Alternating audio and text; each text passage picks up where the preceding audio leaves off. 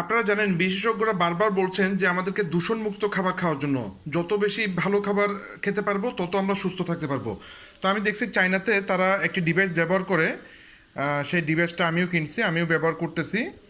সেটা হচ্ছে যে কোনো খাবার পিউরিফাই করা যাবে এই ডিভাইসটা দিয়ে। হ্যাঁ, দূষিত পদার্থ থাকলে সেটা বেরিয়ে যাবে। হ্যাঁ, তো আমি আজকে আপনাদেরকে দেখাবো যে পুকুরের মাছ থেকে কিছু বের হচ্ছে কিনা। হ্যাঁ, ওকে। যাক, টাইমার শেষ, তো আমরা একটু দেখবো আসলে কি বেরিয়েছে সেটা একটু দেখবো।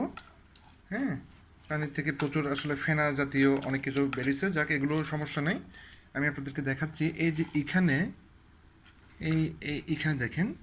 হুম, এই এগুলো দেখেন। হ্যাঁ, এগুলো দেখেন। এখানে এই ধরনের কিছু জিনিস বেরিয়েছে, যেটা চামচ দিয়ে উঠতেছে না।